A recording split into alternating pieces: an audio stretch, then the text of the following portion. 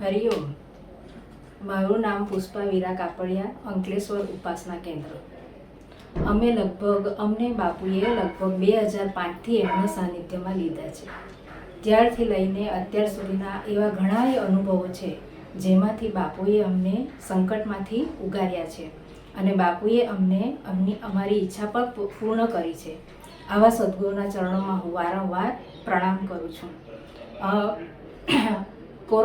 મારો અનુભવ કોરોના સમયનો છે, જ્યારે મહામારી ચાલી રહી હતી. કોરોના જેવી બીમારી સમય ચાલી રહ્યો હતો, એટલે લોકડાઉન ચાલી રહ્યું હતું. તે સમયે બધા ઘરમાં બેઠા હતા અને બધા બાપુનું નામ લઈ રહ્યા હતા. ખાસ કરીને અમે બાપુ ભક્તો ફ્રી થઈને જે બાપુએ જે આપણને ઉપાસના આપી છે, ગજર મંત્ર, એ બધા અમે કરી રહ્યા હતા. આવી રીતે અમે બાપુના ભરોસે અમારું જીવન મૂકી અમે એક ભરોસા અને નિશ્ચિંતતાથી અમારું જીવન વ્યતીત કરી રહ્યા હતા. એવા સમયે એક દિવસ બાપુ મને વહેલી સવારે સ્વપ્નમાં આવ્યા. બાપુ સ્વપ્નમાં આવ્યા એટલે હું ખૂબ જ ખુશ થઈ અને મારો આનંદની કોઈ સીમા નહીં રહી કે આવા કોરોના જેવા ભયંકર મહામારીના સમયમાં બાપુએ અમને દર્શન આપ્યા, એટલે હવે અમારે ચિંતા કરવાની જરૂર નથી, એવો મનમાં એક વિશ્વાસ બેસી ગયો હતો. બાપુએ સપનામાં અચાનક દર્શન આપ્યા એટલે હું ખૂબ જ ખુશ થઈ. બાપુના સ્પષ્ટ શબ્દો મારા કાને અથડાયા. બાપુ મને કહી રહ્યા હતા કે तुम फ्री हो के मेरे पास आ जाना और वो जो तुम करती हो वो चालू रखना. मैं हरिओम बापू ने કહ્યું અને બાપુને કહ્યું, હા બાપુ, वो मैं हर रोज करती हूँ. અને બાપુએ સ્મિત કર્યું અને બાપુ અંતર ધ્યાન થયા. બાપુના દર્શનથી હું ઘણી આનંદિત થઈ અને હું વિચારવા લાગી કે બાપુએ આમ કેમ કહ્યું હશે.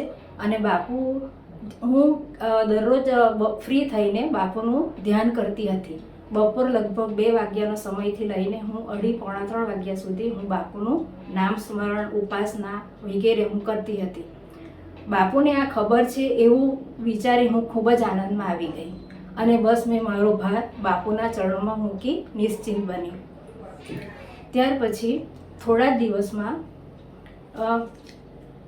હું બીજા દિવસથી મારા બાપુના દર્શનથી હું એવી ઉમંગમાં આવી ગઈ કે બીજા દિવસથી હું નિત્યક્રમ જલ્દી પરવારી અને મારામાં એક ઉમંગ અને તાકાત આવી ગઈ અને હું વહેલી નિત્યક્રમ પરવારીને બાપુની ઉપાસના કરવા લાગી.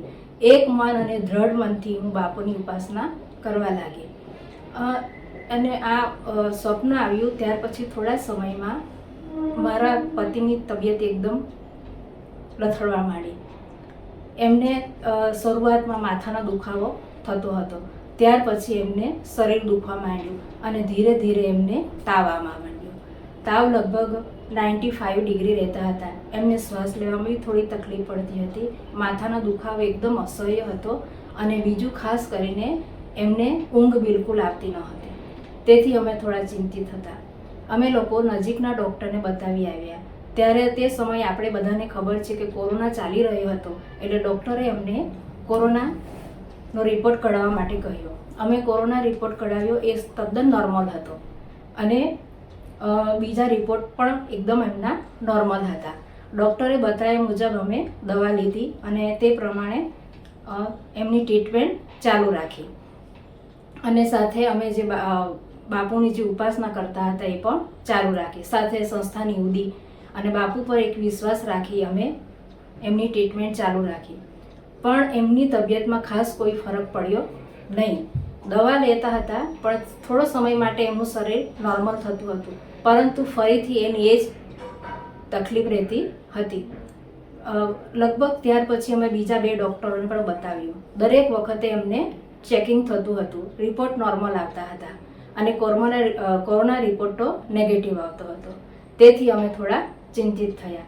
પરંતુ જ્યારે હું આવી ચિંતિત થઈ જતી, અસ્વસ્થ થઈ જતી હતી, ત્યારે મને પેલું બાપુનું દ્રશ્ય યાદ આવતું હતું. બાપુએ આપેલા દર્શન મને યાદ આવતા હતા, એમને બોલેલા શબ્દો મને યાદ આવતા હતા અને મારા મનમાં એક હિંમત આવતી હતી કે મારા બાપુ કશું જ થવા દેશે નહીં. એક ભરોસો મને મારા સદગુરુ પર હતો. ત્યાર પછી એમની તબિયતમાં તો કોઈ ફરક પડતો હતો નહીં. તેથી અમે છેલ્લે આ ભરૂચ ડૉક્ટર વરિયા કરીને છે સ્પેશિયાલિસ્ટ, એમને બતાવવાનું અમે નક્કી કર્યું. એમણે રિપોર્ટ્સ બધા જોયા, બધા નોર્મલ હતા. એમણે અમને સીટી સ્કેન કરવા માટે કહ્યું. અમે સીટી સ્કેન કરાવ્યું. તેમાં આવ્યું કે એમને સુગરનું પ્રમાણ એકદમ વધી ગયું હતું અને એમને યુરિન ઇન્ફેક્શન હતું. એને લઈને એમને તાવ આવતો હતો. પરંતુ પહેલાં 10 દિવસમાં એમની કોઈ ટ્રીટમેન્ટ ન હતી. તેથી અમે બધા પરિવારના સભ્યો અસ્વસ્થ હતા અને ખાસ કરીને હું બહુ જ ચિંતિત હતી. પરંતુ મને બાપુ પર પૂરેપૂરો ભરોસો હતો, એ કશું જ થવા દેશે નહીં. ત્યાર પછી આ દવાઓ ચાલુ રાખી, સાથે સંસ્થાની ઉદી, બાપુનું દરરોજ વહેલું પરવારી જઈને હું બાપુનું ધ્યાન ધરતી હતી અને મનમાં એક જુસ્સો હતો કે કંઈક પણ થવા દેશે નહીં અને આ કોરોના તો મારા ઘરમાં આવશે જ નહીં, એવો મારા મનમાં જુસ્સો હતો. અને બાપુને હું પગે લાગતી હતી અને મા ચંડિકાના પણ હું આશીર્વાદ લેતી હતી. હવે ધીરે ધીરે આ દવાઓ ચાલુ થઈ એટલે એમની તબિયતમાં સુધારો થવા માંડ્યો, ઘણી સુધારો થવા માંડ્યો. એમનું શરીર નોર્મલ થવા માંડ્યું અને મેં થોડો હાસ અનુભવ્યો કે હવે એમની તબિયત સારી થઈ જશે. ત્યાર પછી અમે લોકો થોડા નિશ્ચિંત બન્યા અને છેલ્લે અમે ડૉક્ટરને બતાવવા માટે ગયા. ત્યારે ડૉક્ટરે અમને એવું કહ્યું કે તમે મોટી ઘાતમાંથી ઉગરી ગયા છો અને તમે બચી ગયા છો. અમે હસબન્ડ અને વાઈફને અમને બંનેને ખબર હતી કે આ બચાવનારા એક અને એક માત્ર સદગુરુ બાપુ જ હતા. અમે બાપુના ચરણોમાં નમન કર્યું અને અંબગ્ન કહ્યું. ત્યાર પછી બીજો એક અનુભવ છે. આ કોરોના જેવી મહામારીમાંથી તો બાપુએ અમને બચાવ્યા જ, પણ બીજો એક સરસ અનુભવ જે હતો, અમે ઘણા સમયથી લગભગ 13 વર્ષથી ભાડાના ઘરમાં રહીએ છીએ.